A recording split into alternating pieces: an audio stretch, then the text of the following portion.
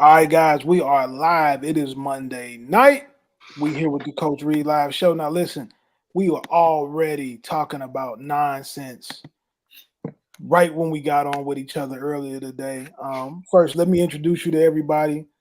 We have Kerry Davis, former state champion, Big Ten champion at the University of Illinois, Super Bowl champion with the Pittsburgh Steelers, and he's already putting his parlays in for the Steelers game.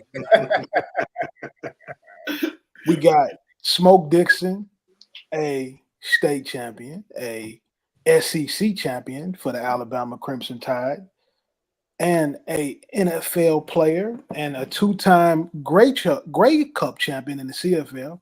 We got Brandon Clay, a voting member of the McDonald's All-American game on the boys and the girls side, and newly major deal with Adidas. All right, so if you need some Adidas, he's your guy. He's your connect if you ever need some Adidas. And then me.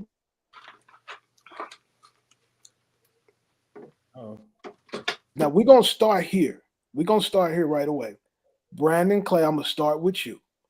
The Colorado Buffaloes are going bowling. What was that environment that you got to see like on Saturday night? It was awesome. You know, I said this to you. I thought it felt like the club just before something goes haywire, right? It was the great moment in the club. If y'all been to the spot about 12:30, 12:45 a.m., it's up. Whatever the number one record in the country is, they're not saving it until 2 a.m. when it's time to close the door. They playing the number one record at about 12:30. Travis Hunter with the pivot, the front basketball pivot, and the takeoff on Buddy was the number one record. Horn to get us started was like that dope new song that just dropped from Drake or whoever you want to play to get it started with the Deuces. They called it back and they still scored. It was just, I pulled up, Carl, and I thought to myself, I wonder what this place must have been like 24 months ago. There must have been no one here. And it was packed. You couldn't turn anywhere. It was one of the more fun environments. You know, I'm an SEC football guy. So I love, whether it's Athens or Tuscaloosa on a Saturday, I just like the environment of it all. And Colorado did not disappoint. First-class hospitality from, your man Corey, from Dion, just everybody. I had more Chick-fil-A than I've had in my whole life, and I'm from Georgia. It was a winning atmosphere, winning environment, and glad I got to be there. Big shout out to everybody. So the Chick-fil-A got you. I got you. And look, getting to watch Travis Hunter speed off on Buddy, Jimmy Horn throw up the Deuces, plus the Chick-fil-A, I couldn't ask for anything more. It was great, man. Sound like a good weekend. It was like all right. Dang good weekend. Smoke, when you saw the game, did you feel like Shador and Travis are solidifying themselves at the top of the draft? Absolutely. I didn't need this game to tell me that. I think Shador's still the best quarterback. Travis is still the best football player in the United States. Now, depending on what team has what pick and what do you need, but they're both first-round players, NFL players, period. That's the end of it. If anybody wants to argue with that, they can hit me up on whatever social media platform, and I have 2 words for them. Cut on the tape. When I'm going to tell you this. Initially, when I said on social media a week ago, when Colorado gets bowl eligible, I'm coming back for all of the haters, right? But I'm going to tell you this, being at the game, being at practice, this team is not just chasing bowl eligibility. They have some bigger goals. So it's still too early to start talking. They got bigger goals. And what I saw was a team that even though they won, weren't satisfied with the way the game ended. They got a little sloppy in the third, right? They missed execution on a couple times. And you saw championship level coaching from coaches holding guys accountable and players holding each other accountable. This team is just not chasing bowl eligibility, even though that was a big thing. Coach Prime is already outproduced what people thought he was. They feel like they have a legitimate chance to win and go to the Big 12 championship. The schedule is favorable down the line, guys. And so from that standpoint, I'm not going to talk a lot yet, but I still do remember who said what, how they said it, when they said it, whether they tagged me on Twitter, Instagram, Facebook, whether they text me, whether they DM me, or whether they email me, or whether they call my mother or my brother and ask them to send me a message. And I will be back for those people. So I'm not letting you off the hook I'm just letting you off the hook for right now, guys, because Colorado's playing for something bigger right now than just a bowl win. Kerry, what were your thoughts on the game? I agree with Smoke. Just and Brandon, the atmosphere, the shift in 24 months, the amount of athletes, and really in 12 months. I think when you looked at what last year looked like, the offensive line play needed to be better. There was a lot of times where Shador was getting hit, getting sacked. You start building. You know this, Reed. You build on the from the inside out. If you have good offensive line play, good defensive line play, you can do almost anything in this game of football. And so I think they've done a good job of solidifying that. Travis Hunter, bro, is a different human being. Like I don't, and so I was talking to a friend of mine, a former NFL receiver, and Smoke, I want to get your opinion on this because he is a two-way player. Mm-hmm. We know in the NFL, he's going to more than likely play one way. Which way is he playing? Because I asked that because my friend that is a former NFL receiver didn't believe that he would be a receiver or was good enough to be a receiver in the league. Said he thinks he's just a defensive back. I want to know what Paul's opinion is, whether he's a DB or a receiver at the next level. Yeah, you know what? I'm not gonna say that he's not good enough to be a receiver. I think he can play receiver, but I think he's a special defensive back. I think he's a good. He throw him in the box, pull him out. He's an NFL receiver, but nothing separates him. Gotcha. Like skill set in terms of being a receiver at the next level. In college, heck yeah, because you're not playing against all pros. Right. When you get to the NFL, you're playing against all those guys are professionals because they're in a professional league. But what I think is truly rare about him, his ball skills as a cornerback. If you hang it anywhere close to him, it's an interception.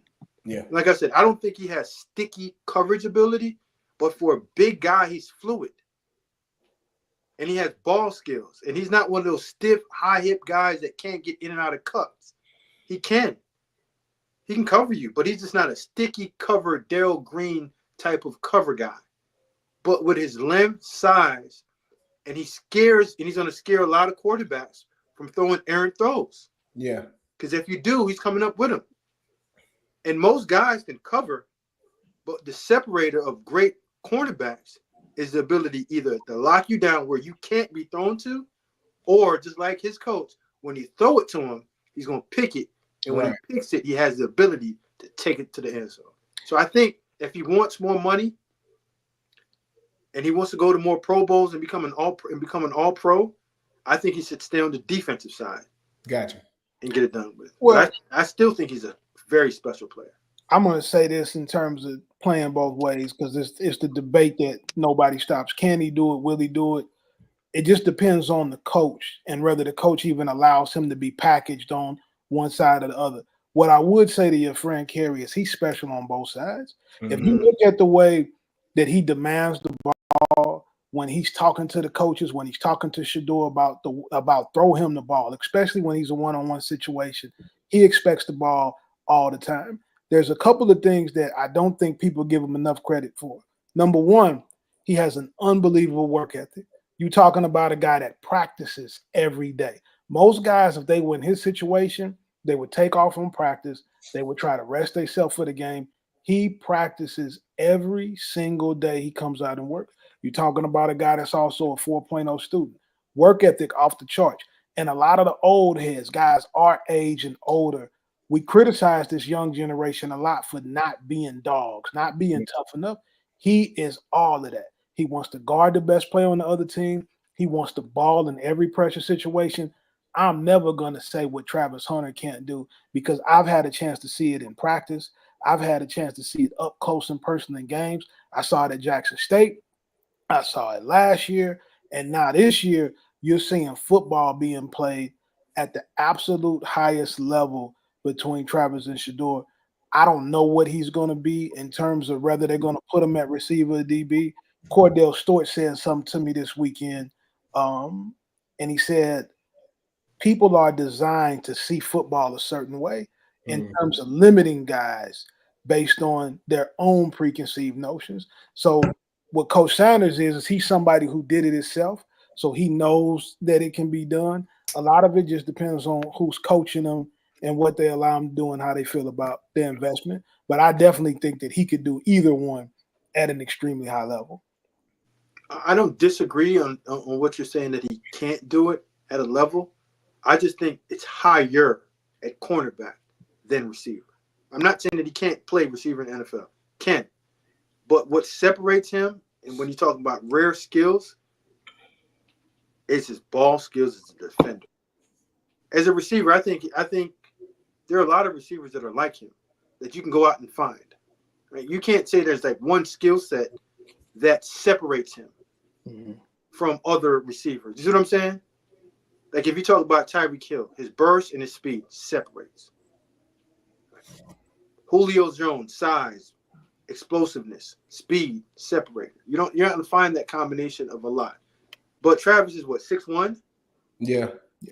170, 180 pounds. So what you have to really look at, Reed, and I know that what Cordell said is he's 100% correct because everyone gets put in this box and we all have to see it through the same lens. But I'm not saying that you have to see it through these lenses. But when you go into a 18-game season in the NFL and the grind that you have to go through, putting your body in the wear and tear for 100 and something snaps over a 5-year career, you just play 10 years. Does that make sense? Yep. So if you want to play 10 years in 5, go right ahead. But the money's going to tell you not to.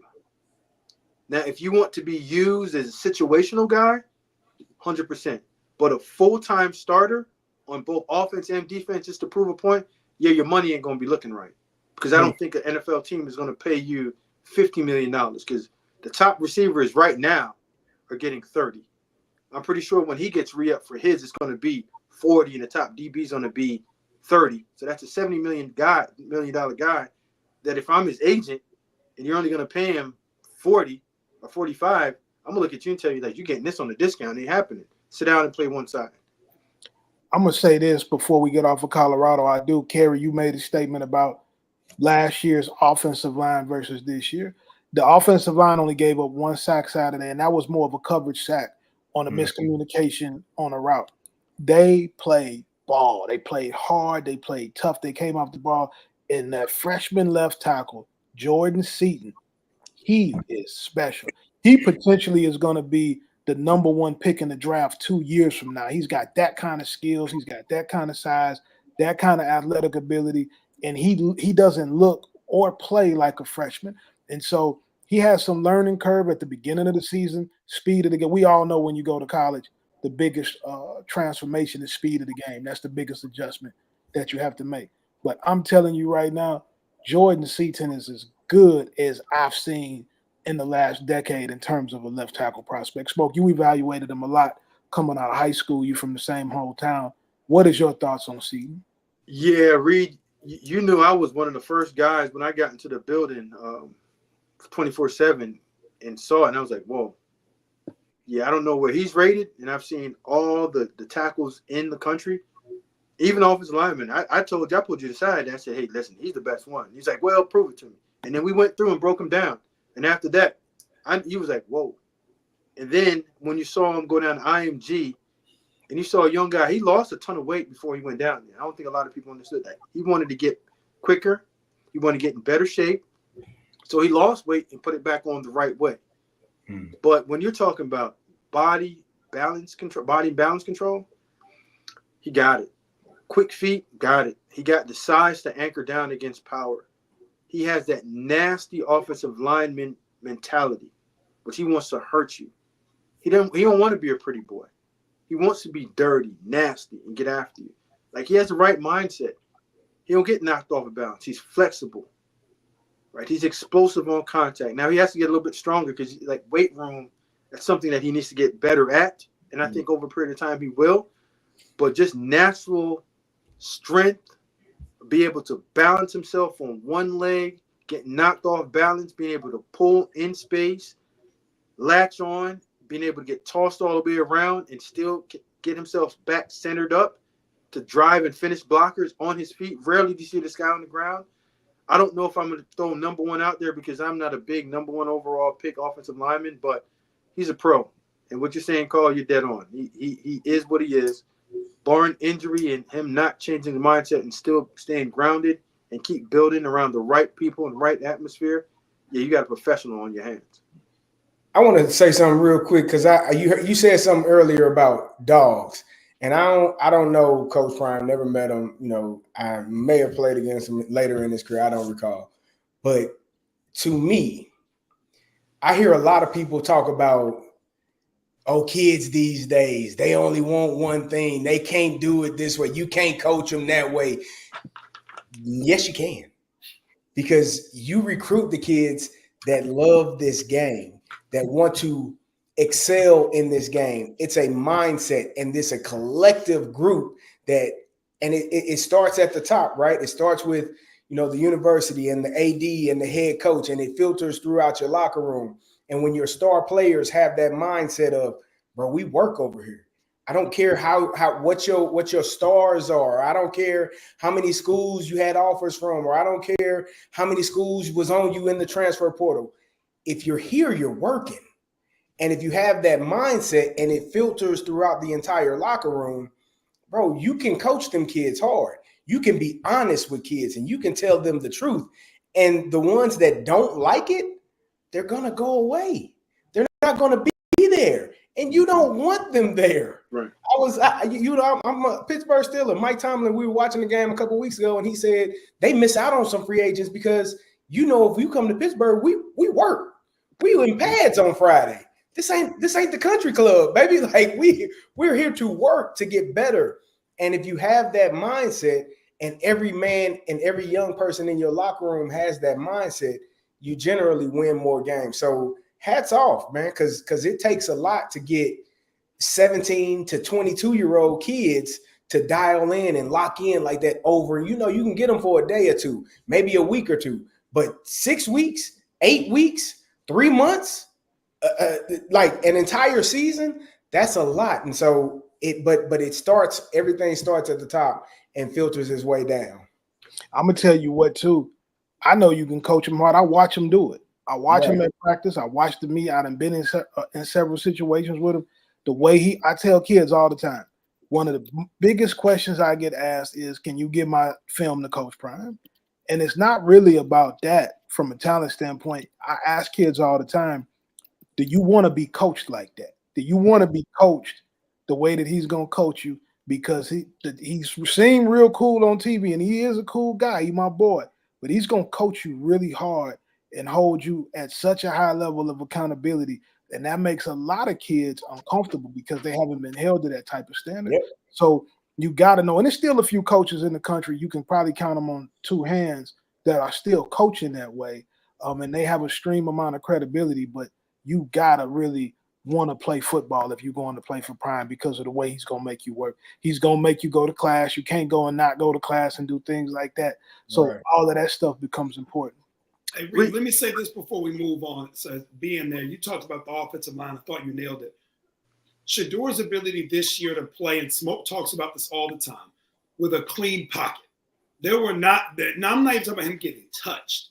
There were multiple – clean pocket. The Jimmy Horn throw where he took off. The Travis throw. He's throwing all kinds of balls. Wester's catching balls.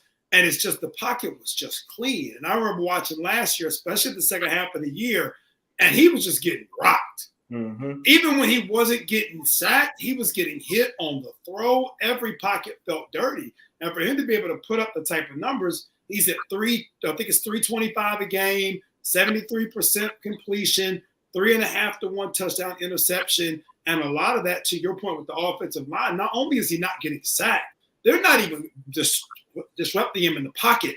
It's giving him a chance to throw it, deliver it. He's making good reads, deciding if and when he needs to take off. And a lot of that, again, goes back to what Smoke said, just the difference in having a clean pocket, trust in your line, and knowing that you got time to deliver it. He had the same targets last year. Those guys aren't new. But the line is holding up, and they're giving him real time to deliver. And last but not least here, 4 games remaining for Colorado. They're going to be favored in all 4. 6-2, they don't play another ranked team as of today on the way out. Now they got a tough one on the road at Texas Tech in Lubbock. That's never an easy place to go just because of the travel there. But they can mess around and be 10-2, be staring at a chance to play in the conference championship. They do that. We're talking about CFP, man. It's interesting to watch the end of it, not to get ahead of ourselves, but you start to look, and they got a legitimate chance. If they can stay healthy along the front line, and then obviously their key guys, they have a legitimate chance to be 10-2 and be playing in the Big 12 championship, which is exactly, if I remember correctly, what Carl Reed said they might do. Hey, listen, we'll be back to help him like that. Hey, Man. listen, You don't have to do that, man. He already. Hey, listen. Hey, Reed. I'm not gonna try to bring you down, but I'm gonna bring you back down to the Reed level because right now you on like cloud. Man, please. Big time birthday celebration this weekend. Listen, my basketball guy just threw me a lob and I caught it the same way I would catch them balls on the jug machine if I was out there. Yeah. We're not gonna re-enter the jug machine conversation. We're not gonna get back. That's never to be brought up again because you don't even know the rules of it. Big birthday celebration, October baby, just like that. But Reed, you usually start out the show by hammering me about what's going on over the shoulder, not this shoulder, the other shoulder, over there in the corner. You see it? I see it. Yeah.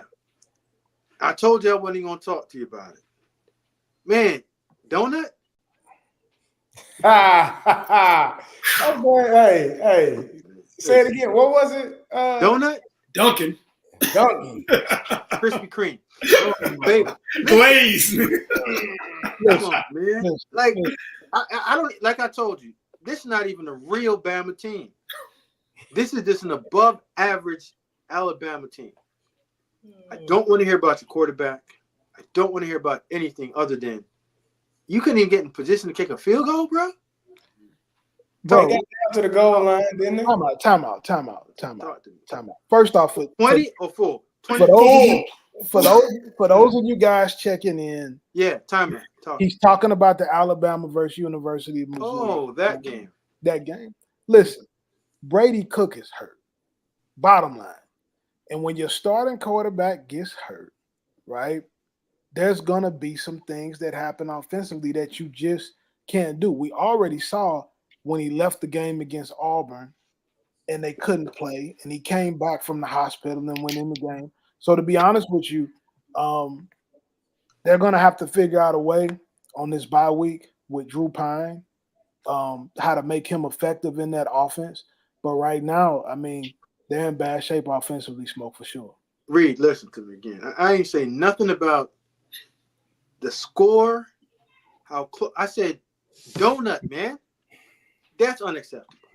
I don't care. Nah, Smoke. I will. Listen, whoa. Listen, hold on. I'm from St. Louis, Missouri. Yeah. I went across the water to Illinois. You a trader to your home state. I went to Illinois. I'm one of the biggest Mizzou haters, according to the people.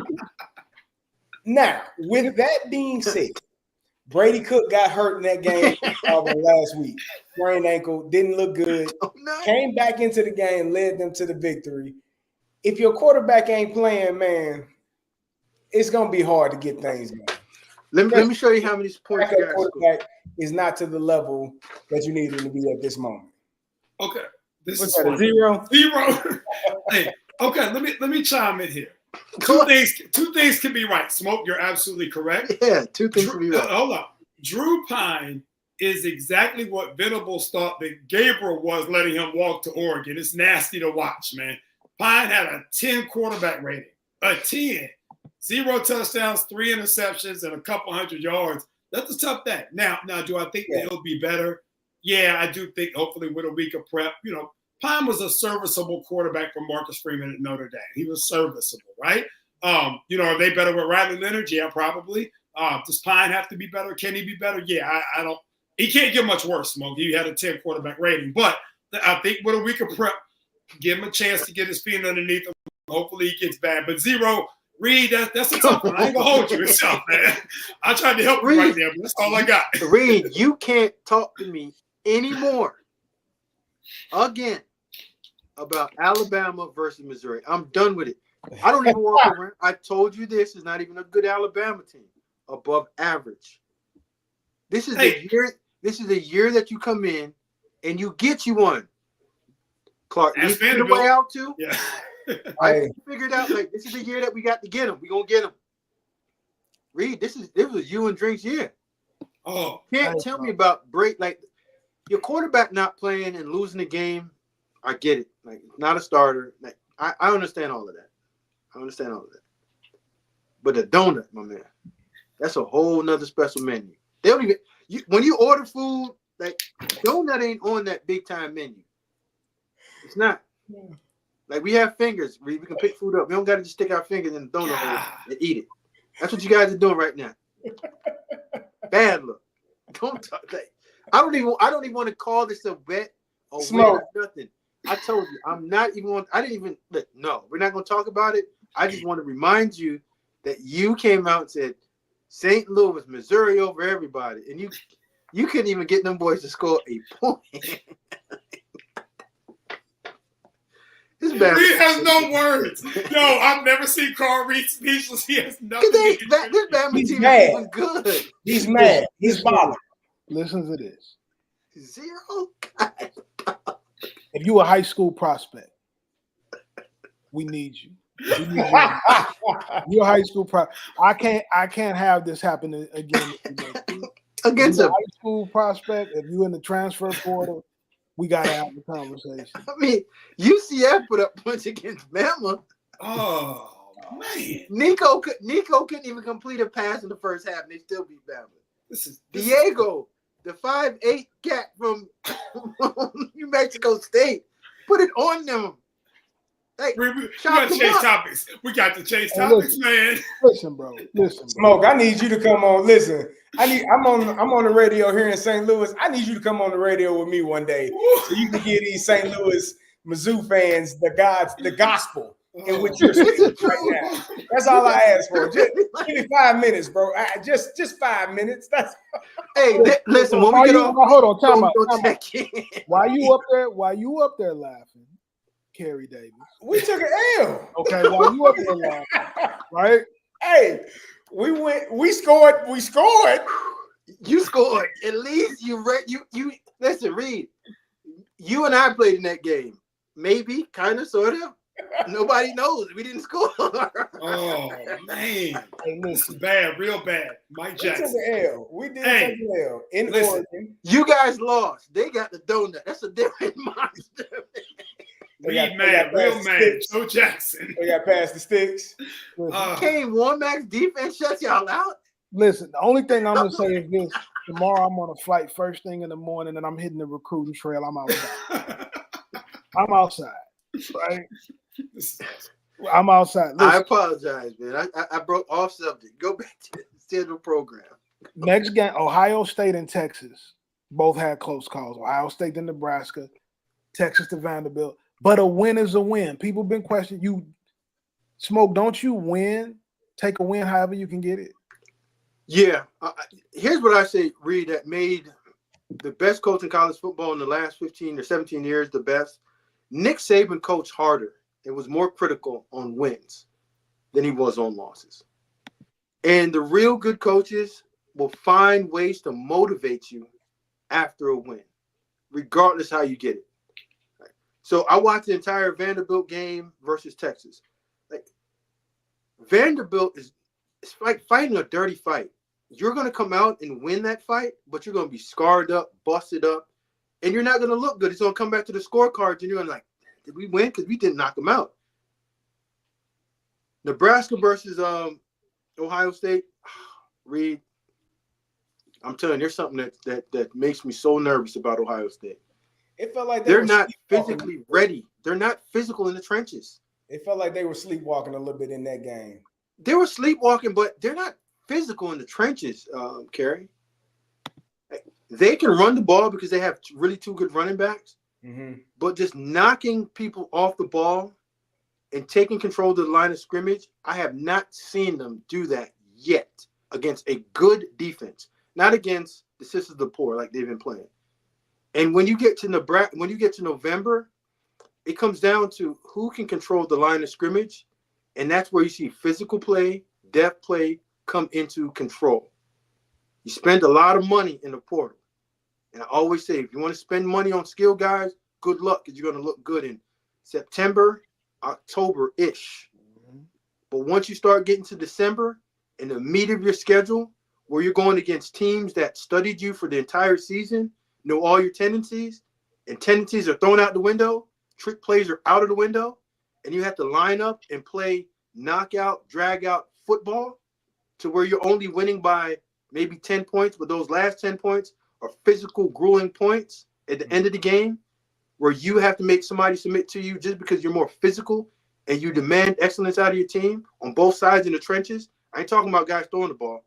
I'm talking about running the football, stopping the ball from being ran against you. And when you need to, control it and get 3rd and 6s. But when you need to, throw it out to one of your playmakers in order to create an explosive play. I don't see that right now out of Ohio State. Texas took that punch in the mouth from Georgia, and they haven't woken up from it yet. I think we'll get a real idea or understanding of both these teams next week, Ohio State and Penn State, right? I think Penn State to me is a team that is a lot better than they probably have been in the past few years.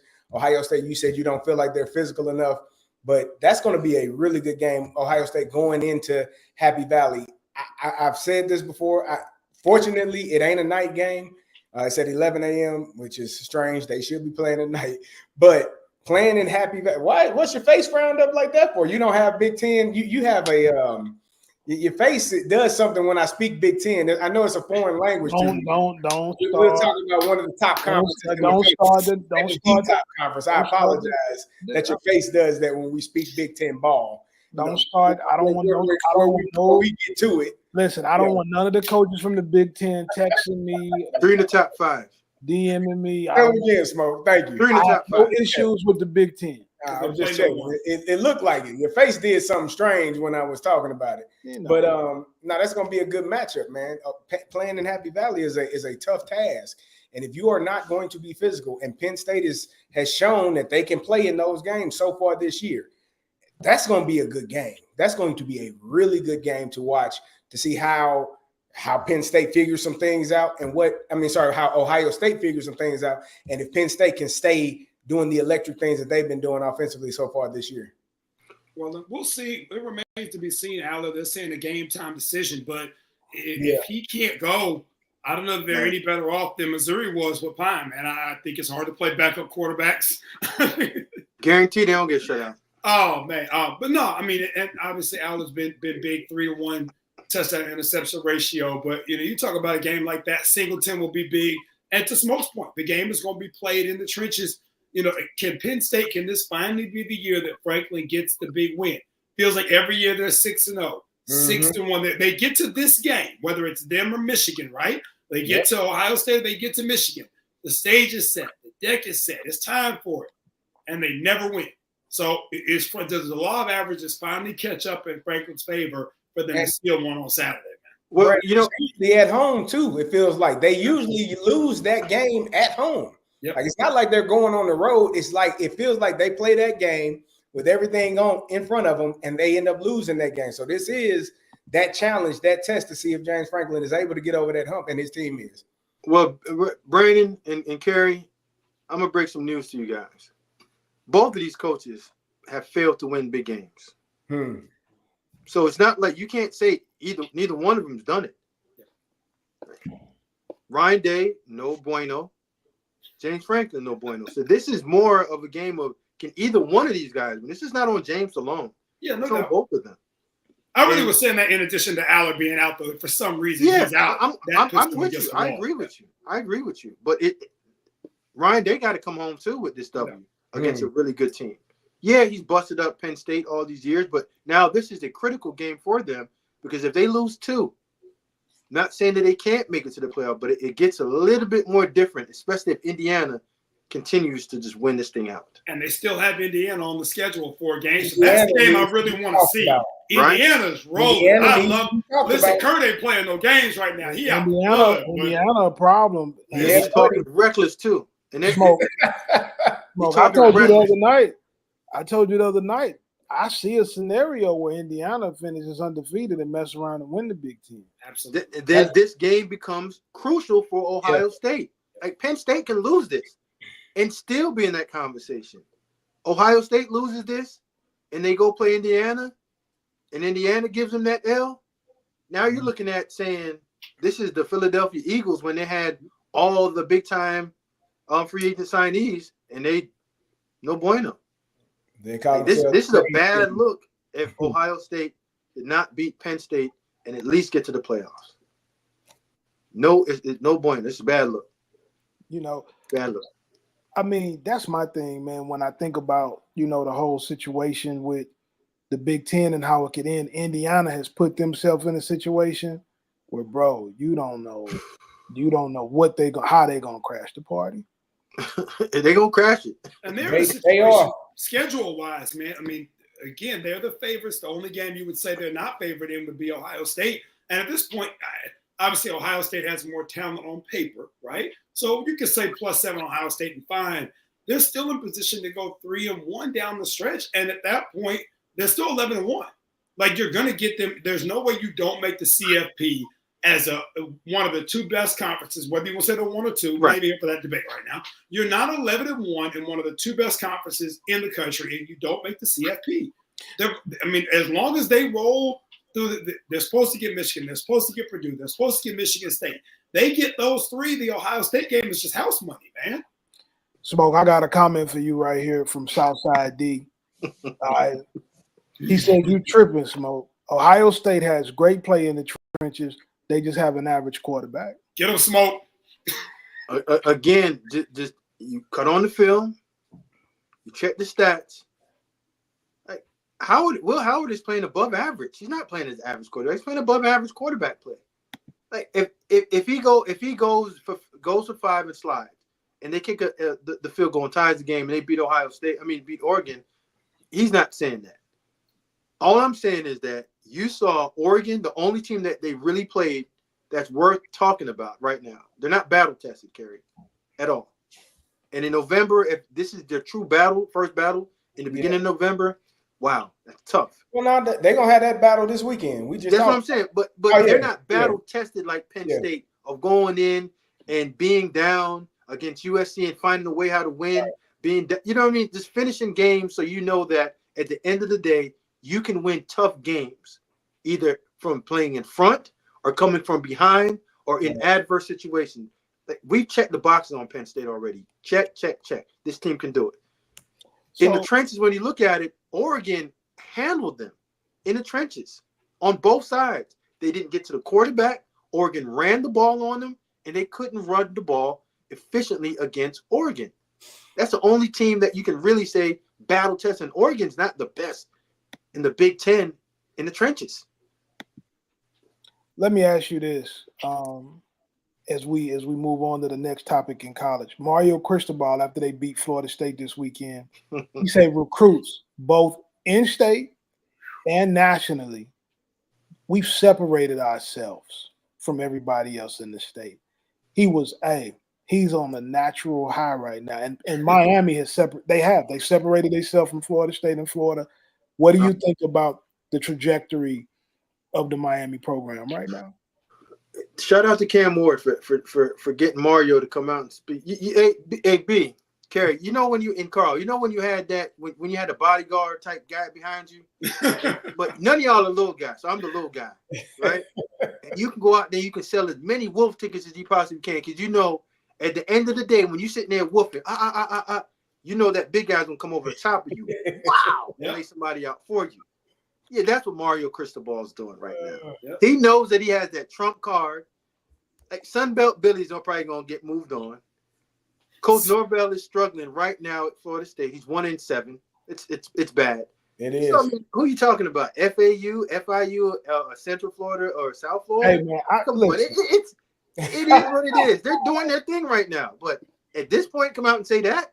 You've been beating I up would have Billy respected it Napier more if you would have said that at the beginning of the season. Mm-hmm. That's all I'm saying. You have been beating up Billy Napier all season. Really, it started in the offseason. 2 years ago. I will say this: if you're Mario, you're only and this is the discussion that Smoke and Kerry had the hypothetical a couple weeks ago, which I love, right? you're only as good as your best player, right? So if Mario can replace Cam Ward in 8 weeks when Cam heads to the NFL, great. He can keep talking. If he can't replace him, he better be real quiet. So unless he feels like he got the replacement in the bag, listen, I matters. respect it. You gotta have them guys, man. Like I gotta have it. If he ain't got him, they in trouble. All that talking don't matter. But when you got one of them guys, you can do whatever you want. I don't know how long I'm gonna have this. I don't know. I'm gonna speak it while I can. 12 months ago, Mike Norvell could have said the same thing. Yeah. Think about how quick the tables turn, right? Norvell could have been yapping. We this, we that. I got Jordan Travis. Y'all don't. Ha ha ha ha. And now you got EJU and whoever else. Like, so if they got another Cam Ward, and if you're Mario, you gotta ride the wave and give the next Cam Ward a reason to feel like he's got to come to the U, right? Man. So I get it, but can you land the next Cam Ward? It's really that simple, man. Bro. Listen, I heard the receiver coach from Alabama have the same conversation about why good players should come to Alabama. Hey, listen here, man. Newsflash: it's Alabama. We don't have to sell much, right? Okay. Newsflash, Mario. You're the highest ranked team in the state. Like, I'm not a big fan of coaches delivering an obvious truth when everybody else knows it. I just don't think that's classless, in my opinion. Like, I'm not a 1-17, a team that's talking about firing their coach. Like, good on good, talk to me. Good on bad. Like, come on, I'm like, it's the same thing. I don't mean to go back to Missouri thing, but I'm not going to call Carl and be like, hey, man, this has happened when I know that your best team didn't trot out there, right? So that don't mean I'm going to call you and say, oh, now if your best team trotted out there and you got handled, different story. But this is a down year for the state of Florida, and you should be whooping them in recruiting. You've been doing it for years. When's the last time Miami struggled in recruiting? Like, you had the most money. You ran through the transfer portal, got the best. The year before that, you finished at the top. Like, Florida hasn't been kicking your face in recruiting. Florida State maybe a little bit, but yeah, he could have kept that comment, and I would never have paid attention to it. And if that's what his driving force is for recruits to go to Miami, wow. We got 1,200 people watching us right now across all the social networks. I want to go in here. We talk a lot about the transfer portal. Smoke, you and I specifically talk about it. We give kids a lot of advice on when they should go in the portal and when they shouldn't. But one of the questions I've been asked a lot lately, and Smoke, I'm going to start this one with you. And B, I'm going to touch this to you because this also happens in basketball. What do you do? Season's over. Maybe it's mid-season. Position coach calls you in, head coach, general manager, whoever's job it is to take care of this conversation with you. And they say, hey, we think it's in your best interest to look elsewhere because you're never going to play here, right? You're not going to be a student athlete here anymore. I don't want you on the team, or you're never going to play. They try to encourage you to get in the portal, or they flat out tell you that you got to go. Smoke, what's your advice to a player in that situation? Well, first of all, they can't kick you out of school and take your scholarship from you. That's one. So understand that they don't have the right to do that unless you go down to the compliance office and put your name in the portal. 2, the only reason you leave a school, and I say it again, if you have a place to go.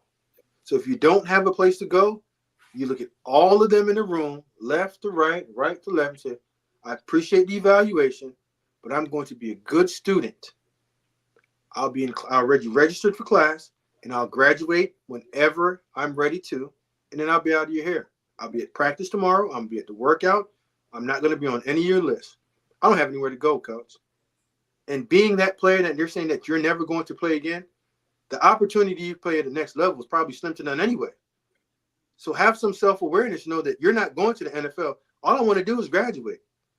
And if you aren't one of those troubled kids, most of the time, they're not going to get rid of you, Reed. I've been in that chair before. You're going to just say, hey, listen, good kid. We made the wrong eval on him. It's on us.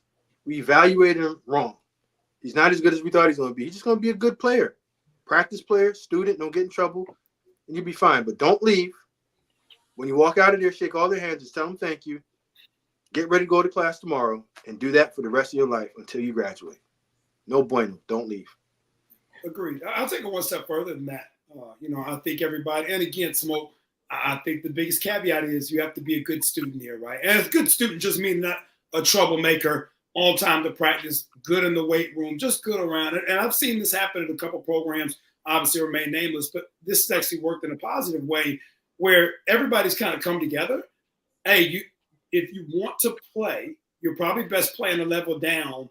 And I'm more than willing to call these places where I've got guys that used to coach for us, or I've got so-and-so used to coach for me. It's a level down, you'll play. I've already spoken to them about you. I'm more than happy to call. Would you be interested? And then to Smoke's point, now they already have future homes before they ever go down to compliance. But do not go put your name in that portal if those coaches have not already gone to bat, gotten something help situated, or you've got somebody in your camp that's got a guarantee for you. Don't leave yourself out there, because so many people get caught in the crosshairs where they don't have anything set in stone before they leave. And now you're out there trying to figure out how you can get to another school the next semester, and they're trying to make you pay. Or you wind up going somewhere that doesn't even have the degree of the major that you're leaving from. Credits don't transfer. You're a whole year behind. Do not allow anyone to set your academic situation back and not help you solve that problem. I've seen schools in a good way go as far as to call, get someone a spot. The other coach has already gone down to the academic admissions, all that stuff. They found ways, transcripts, all these things have ever happened before anybody ever hit the portal, and they got all the credits transferred. The kid goes against the portal, boom, they're in, they play, they have a great, and everybody's cool. And forever, everybody's kosher about it. But don't let anybody make you walk off that ledge if they haven't helped you find your next destination. Smoke, you're right on point with that. And B, just to piggyback what you just said, transferring credits. I don't think a lot of people even think about that. And you hit that right there where you need, like, teed it up. Majority of the time, if you're not going from an in-state school to another in-state school, you might have 120 credits, and you're this close from graduating, and you transfer out, but only 90 credits of yours transfer out to whatever school that you're going to get in that specific degree or school that you want to get into. It doesn't happen. So like I would always say, if you're that close to graduating, I would say, hey, listen, coach, just give me the semester. I'll graduate and get out of here. Yep. But by no means, especially if you're at a really good school with a really good degree, bro, I'm not getting out of here. That's on y'all. Figure that out. As long as you're not doing anything that's detrimental for you losing that scholarship, you're on them. Let them figure a way how to get you out of here. Don't leave. Don't make an emotional decision. No. Because you heard something that you didn't like, because they told you something that hurt your feelings. Like you're saying, they can't take you off scholarship. So you have to take what was said to you. It's criticism. It's a critique. It's an evaluation how they view you of what your play is or what they think your future is. But as you said, this scholarship is the vehicle that is going to drive you everywhere that you need to go in life. Football, love it, right? But I tell people all the time, the best thing I ever did was I went to the University of Illinois for free. I got friends that are in their 40s still paying for college. Like, let's be honest. So, do that. Go to as much school as possible. Get as many as you can while it's on their dime. And if you still want to play football, you're going to have to make that decision. But understand, have self-evaluation and take real inventory as to where you are and who you are and where you see your future, and be honest with yourself. Ask people around you. Ask for honesty. You don't want nobody lying to you and gassing you up. And yeah, man, you can go start at Bama right now. How? When the coach wherever just told you to leave. Like, you need to go. Don't let them kill your dreams, but don't let them sail you up the river and put you in a position that's going to harm you in the future. And also, just great question right here. Scholarships they are year to year, but it's hard for a head coach to remove you from a scholarship just because you weren't good athletically. Academically, you can get removed, but if you aren't good athletically, Nah, it's no bueno. And it's hard for coaches to say, I'm not going to re-sign the scholarship just because you're not good enough. It can happen if I'm not mistaken, but it usually doesn't, because there are ramifications for making those decisions, whether that's going back to that school that you were recruited from, whether that's going back to that city or that state where you were recruited from, if you make that decision to take that scholarship from that player. You know what, Kerry? I haven't heard, or I've been in a lot of buildings, seen a coach realistically ever remove it. I'm talking about we had a kid last place he wasn't good enough. But at the end of the day, you went around academics. Is he good over? He's great, coach. He has a 3.5. Weight room. He's always on time, effort, everything. Go to his position coach. Coach, he's doing everything that I asked him to do. He's just not good. Well, listen, even if we want that scholarship, he stays on. Because you can't look yourself, you can't look yourself and call yourself a coach if you are removing I haven't heard of it. I haven't seen it.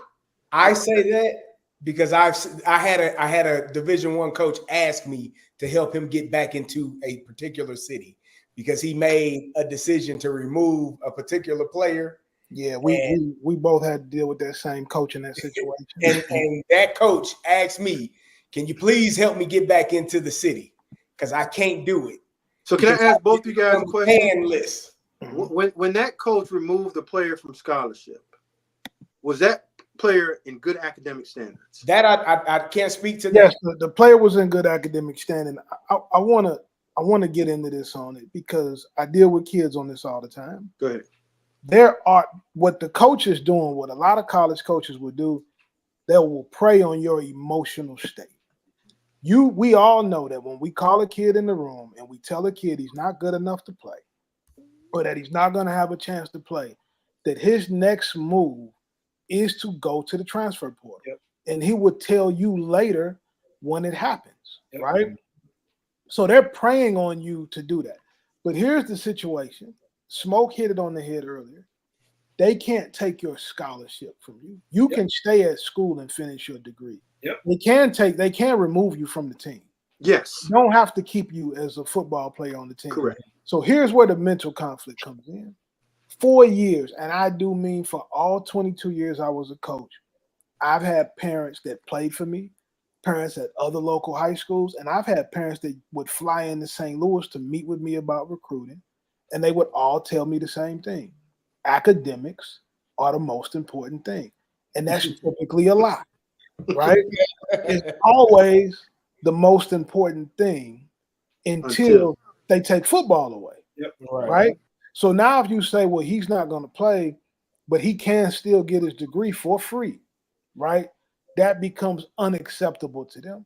And so then they start spiraling out of control, jumping from school to school to school, trying to chase that high as a football player, right?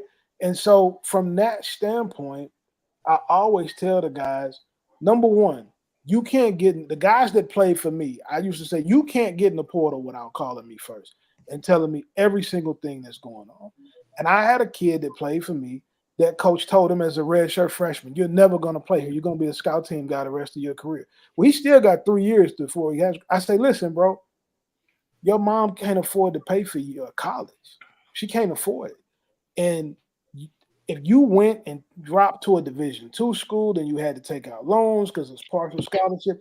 I said, you tell the coach you're going to be the best scout team player he's ever had. Yep. And he probably played 10 snaps in 3 years, but he got his degree.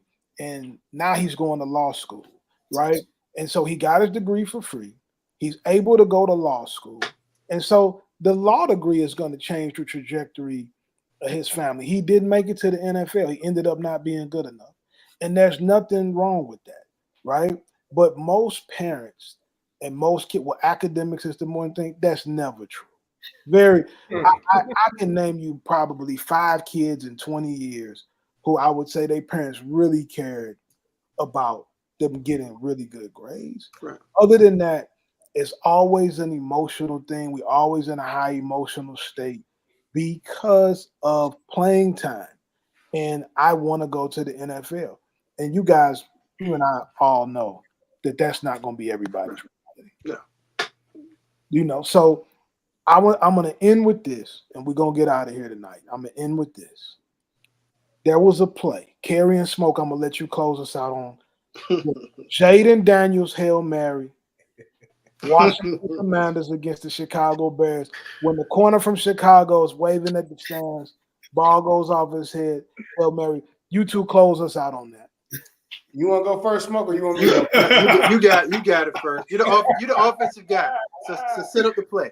So, as an offensive guy, obviously you want to have as much time as possible because that allows the receivers to get all the way. Well, you know what? Let's take it back one play.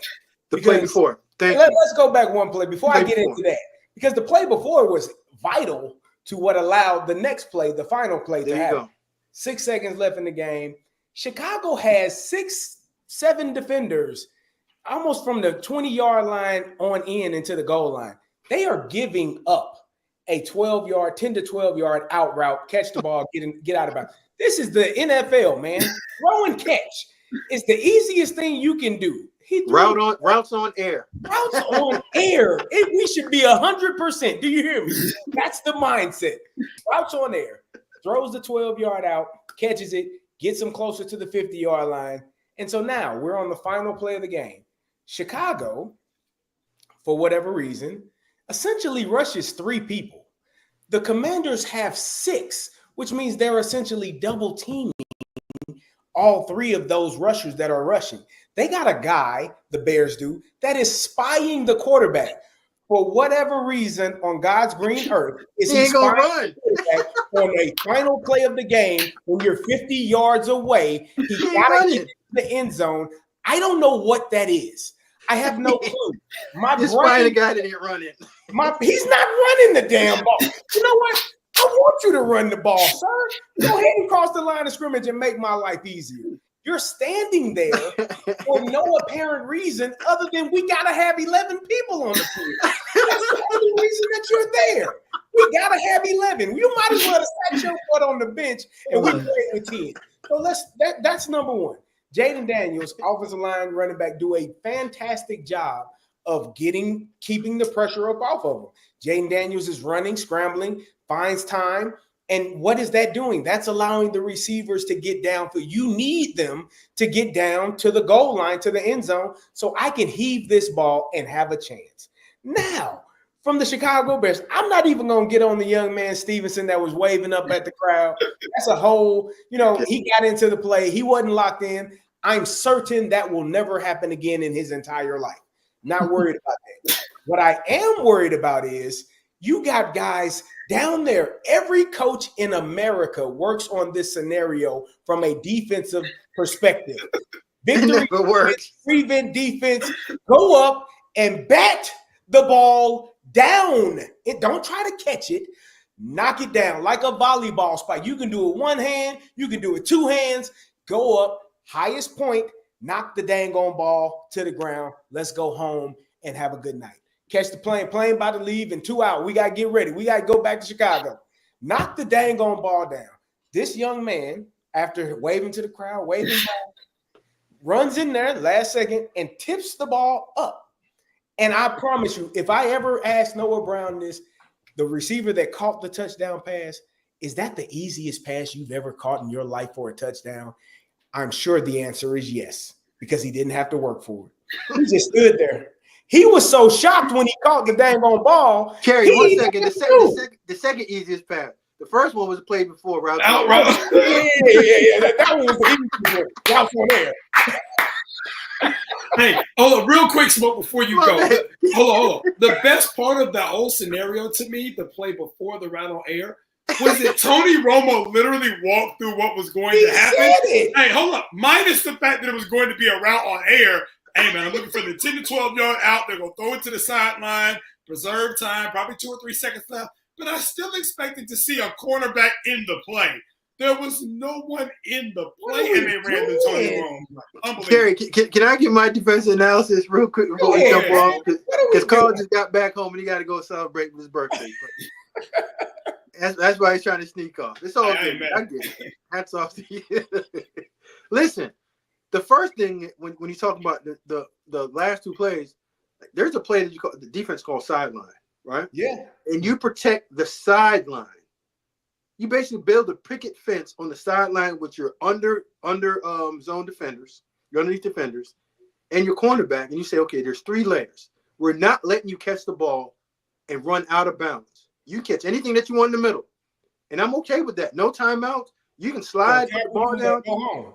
The game is over. But what we learned is the Bears coaching staff is not locked in because they didn't call the right defense. That's one. We can put it on the players all we want to, right? But the staff's not locked in. You did not go through that scenario on Saturday morning before you left. You know, when you leave Saturday, you go through all the scenarios. You didn't go through that. The final 2 plays. You went through the last play, not the final 2 plays. Yeah. Okay, you didn't run through scenarios. So situationally, you're not aware, and your players aren't aware. That's play 1. Now, when you go back and you talk about the last play of the game, being a DB, my last year in college, I think Kentucky, you remember that Kentucky play when the guy batted it up and he caught it and ran up? We played LSU the game after that. We thumped and called 31-0 against Nick. Remember that? Donut. No, you know about those. So, Hey, keep going, man. so when you're defending the last play, you never want to talk about batting, right? You want to talk about pulling the ball to the ground, like you said, a spike. Pull it, boom, spike it on the ground. Because if you try to bat, most of the time when you bat, what happens with your hand is you bat it and it'll go. It's a football, so it bounces. It might go up, it might go to the left, it might go to the right. You want to pull that ball down to the ground and spike it. Third, you want to box this thing out like Carl. Play basketball where you have body on body and there's one defender always. You are protecting the rebound like in basketball. The one that comes off the rim. Whoever that guy is, everyone puts a body on someone and box him out. And they didn't do that. Everyone went up for the ball and tipped it. It's supposed to be one guy going for the ball, one. Whoever that designated guy is. Typically, you'll take a receiver off the sideline. Trevor Gaylor was our guy. And can jump. Yeah. That can jump. Yeah. And Trevor knew it. We knew Trevor was going to pull the ball down. We knew Trevor was going to go up and catch it. But at minimum, we had a guy that can go high pointed. And the rest of us got around and we boxed out. We put our body on, we boxed out, and we played basketball and just took the ball down and it's a game. But everyone goes for the ball and one guy tips and catches it. It happens all the time because you can't practice that full speed. You can only talk through it. And every time that we do it in training camp, mini camp, OTAs, on Saturdays, you throw the ball up in there, everyone's laughing on the sideline, ha, ha, ha, ha, ha, and nobody pays attention to it. Sorry, guys. Hey, listen, Kerry, where is Trevor Gaylor from? Oh, he's from the Lou. Hey, last thing, we got a viewer question, and we're going to get out. Terry Bryan says, I'm a female football coach. Who is the best OC to study? Smoke, start with you. Give her one name. I would tell you to what you talking about, NFL or college? Let's say college. I would tell you to study Andy Kotelnicki, the guy at Penn State. The way that he spreads he's a lot like Brendan Marion, but he does it at a more controlled pace, and he's a little bit more seasoned in terms of formations and when to call different plays. But I would say Brendan Marion, and Andy Kotelnicki. Kerry, what about you? I would say it depends on your personnel. Like if you got the personnel to do some of these things, I love Sean McVay offensively. He's a brilliant mind. I love what he did last week against the Vikings, a team that defensively was tearing people apart. They do so many motions and so many shifts. I like Kyle Shanahan because they put people in different spots. You know, you put a receiver in the backfield, it changes some things. Are you in man-to-man? Are you going to bring a DB into the box? Okay, well, we'll run the ball with Debo, and that makes the box light. That's a small guy. So Kyle Shanahan does a great job. And I think Mike McDaniel, when he got his quarterback healthy, is a mastermind offensively as well in getting guys the ball. People talk about Tyreek. I love Tyreek, right? He is a speed merchant. He is going to run past you. But the one thing that Tyreek does, he has a high football IQ. And finding areas, you know, there are zones in every defense where it's going to be a window, when to sit down, when to keep going. So to me, if you got players that can do some of those things, I love those three guys offensively at the NFL level because they are really good at their craft, and they generally run the ball well too. So those are three guys for me. We know that Kerry loves that daggone Mike Shanahan tree. Hey, and Coach Gibbs. Listen, Alex Gibbs was my coach in Atlanta. He was a running. He was a consultant. You know how I can still hear his voice. One cut, man. Don't do nothing else. And go. One cut. He don't want you to do nothing else. Kerry, you know what? Before you get out, Howard Griffin is probably one of the most underappreciated fullbacks of all time. All right, listen, I definitely agree. And speaking of Howard, we call the University of Illinois fullback U. Just so we are clear, we got a lot of them. Howard, Robert Holcomb, myself, Jason Davis. Like we that's what we do. Holcomb played tailback at Illinois. He played. What did he play in the NFL? He played tailback at Illinois. Come on, bro. You know he blocked from Marshall. Hold on, Smoke. So did Robert Griffin, man. So did Howard Griffin. So did Tim Lester. So Howard was a fullbacks or running backs because they block with a running back's eye. Yes. Carl, wake up. Listen, I'm gonna throw two names at Miss Bryant to study. And you said Brendan Marion. Of course, I would have said him. I'm gonna go a little off the beaten path. I would study Nick Hill, the head coach at SIU Carbondale, the FCS school. Right, he does some very interesting things on offense, some multi-personnel things, and I think that he works great with multi-type of personnel. He's had to adjust a lot because of how he recruits at that level. And the next person I would study would be Tony Anesi, the head coach at Ferris State, a Division II powerhouse in Michigan. Tony Anesi, who was also, prior to being a Division II national championship winning coach, he was a 4 or 5-time state champion as a high school coach in the state of Michigan at Muskegon High School. And his offense is unbelievable. And he's a speaker often at the Glazier clinics. So if you ever get an opportunity to book and go see him at one of the Glazier clinics that he speaks at, amazing speaker. He has a clinic for high school coaches every year where he goes over his offense. It's big. So I would go with Tony Anesi at Ferris State, or I would go with Nick Hill at SIU Carbondale.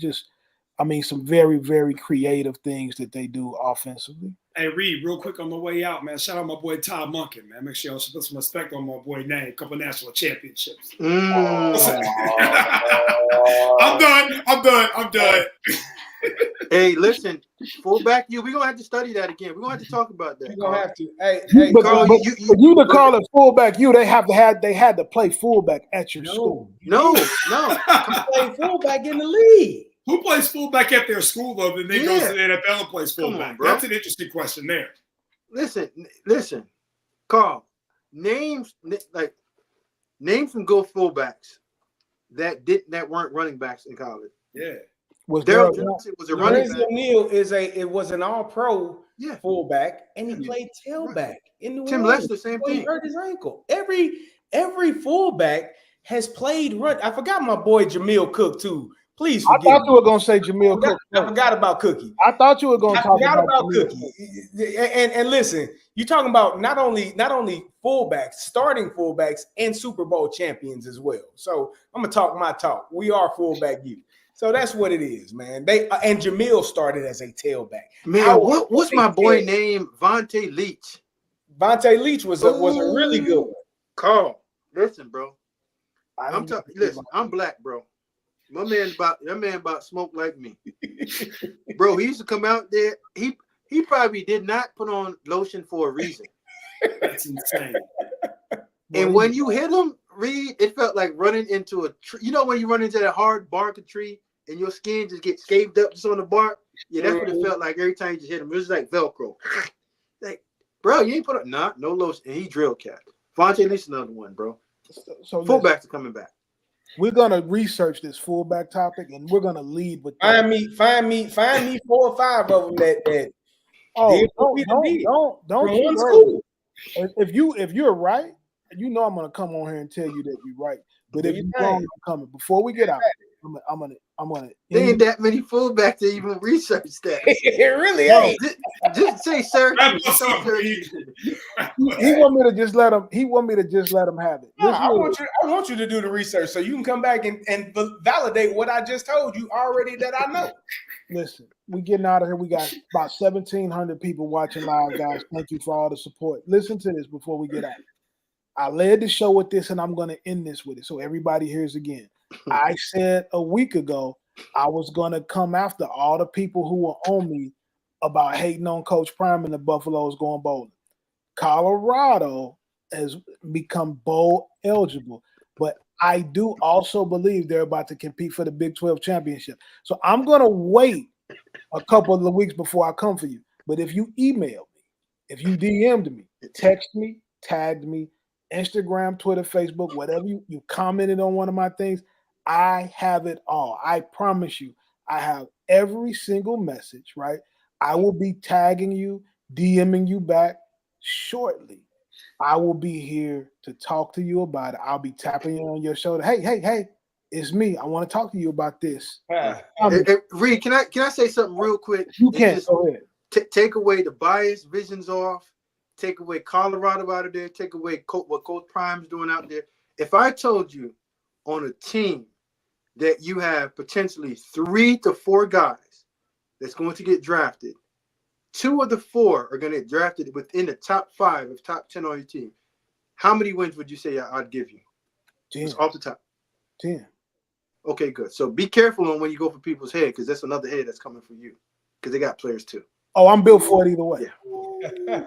Oh, I'm built for it either way. I'm ready. Yeah, I'm just saying they got players. They should be winning these games. It's not like that ain't what. Hey, that wasn't the narrative, Smoke. Yeah, you're talking to people that don't understand. You got to get into the lane of the righteous and understand it. you keep on backsliding, preacher. Hey, listen. We out. Hey, thank you guys for coming on Coach Reed Live Show. Kerry Davis, Smoke Dixon, Brandon Clay. I am Carl Reed. Thank you. We out.